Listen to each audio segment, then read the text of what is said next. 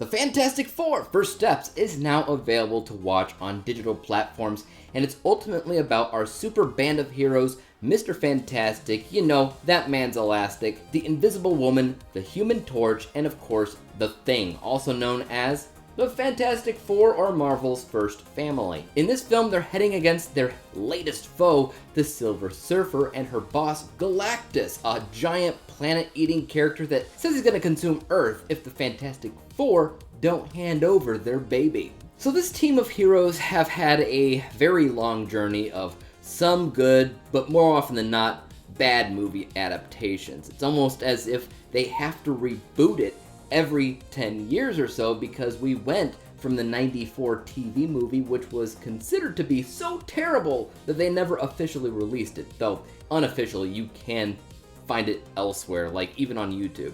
Then, a decade later, we had the start of the 2005 movie Duology, which I'll talk about that a little bit later, as it's my favorite of the bunch. Then of course, 10 years after that, 2015 happened, and we all know that we don't talk about Fanforstic.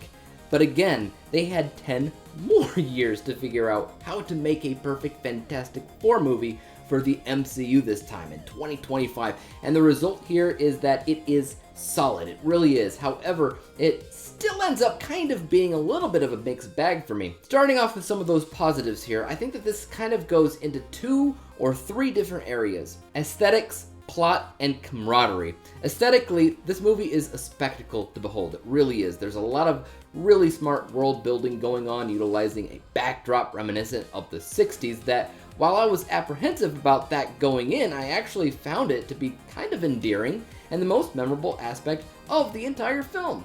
Even Pedro Pascal spoke in a way that at times felt reminiscent to JFK and how he would talk. I was also kind of curious how they would pull off a Silver Surfer again, but I actually really liked this version. But nothing's gonna really compare to the Rise of the Silver Surfer version, in my opinion. I know a lot of people's biggest positives was doing Galactus right, versus how it was done before as a cloud. Now, that goes a lot more into people's expectations based on source material. It's something that I neither agree on or disagree on, because I never actually read the comics. I also never had an issue with the cloud thing in that movie. I found that it fit the mold of that film, just as this version of Galactus fits the mold of this movie. And I would say that that's probably the most important distinction. You want something to fit the mold first and foremost. The next positive that I pointed out was the plot, which if we were to compare one movie to the other, obviously the biggest comparison would undoubtedly be Rise of the Silver Surfer, right?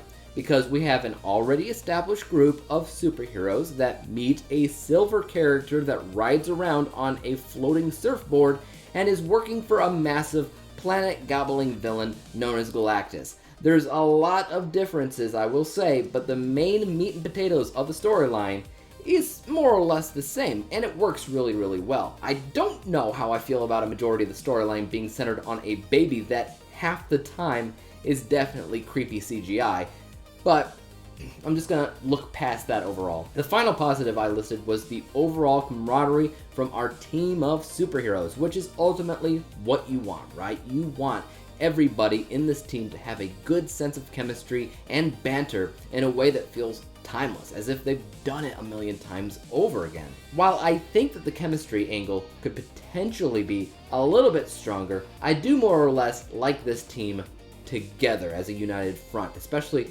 Johnny and Ben. I think that those two were the best cast and fit their mold the strongest. I think that Mr. Fantastic and the Invisible Woman, I don't know, I think that those two needed the most help in the chemistry department. They felt a little bit stiff to me at times, so I didn't always believe them as a married couple, but as a team of 4. Now that I did believe. Now that I've listed off the positives, I'm gonna be talking a little bit about the negatives.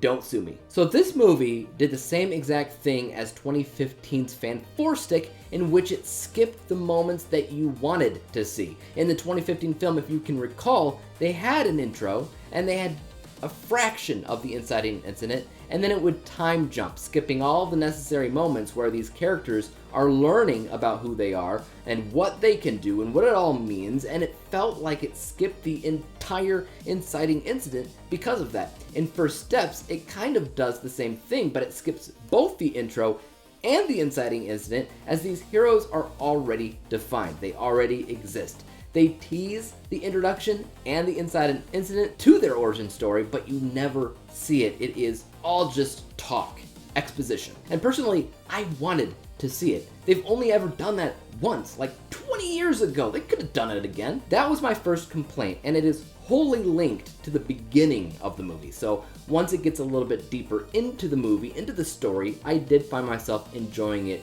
more and more. The second negative that I have is just a huge pet peeve.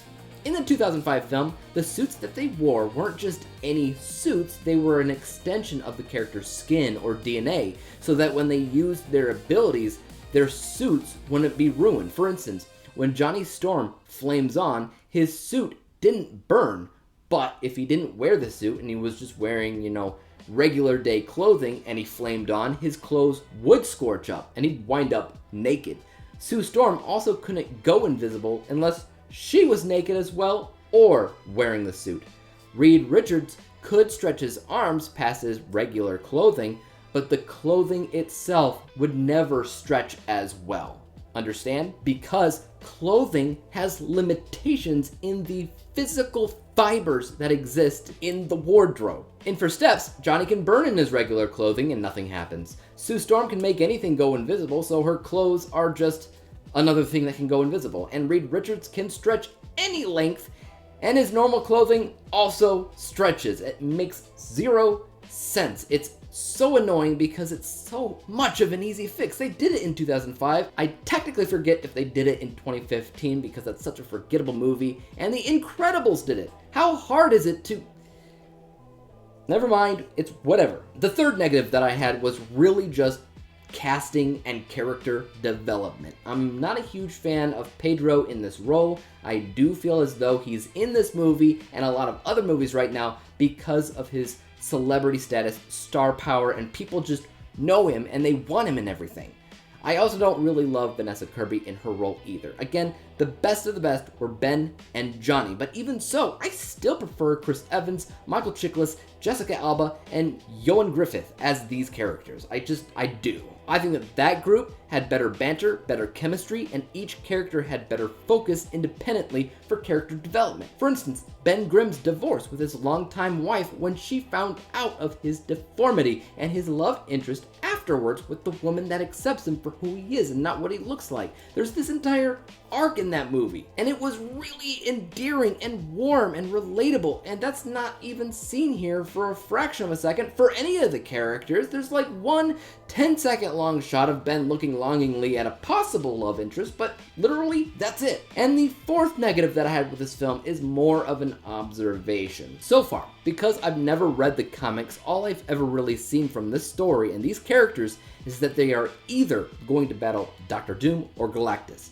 I'm sure I'm wrong. Please leave some other bad guys that they fight in the comment section down below, because I'm curious about who those other villains are that exist for them and why they're never good enough to see in the movies, at least thus far. Overall, I wouldn't necessarily call it a terrible movie, but I do think that it could have been a whole lot better. However, it is the perfect backdrop and setup for Dr. Doom to show up for his film. That will undoubtedly be something else. My end score for this film is 75 out of 100 possible stars. For me, that is a B letter grade on my letter grading rubric. But what about you guys, though? Were you a fan of this new MCU installment, our first real look at Fantastic Four? What are your thoughts? Leave them in the comment section down below. And as for YouTube, you guys know what to do. Hit the like, subscribe button, and bell to be notified when I come out with my next review, whenever and whatever that may be on. And until that day comes, peace out.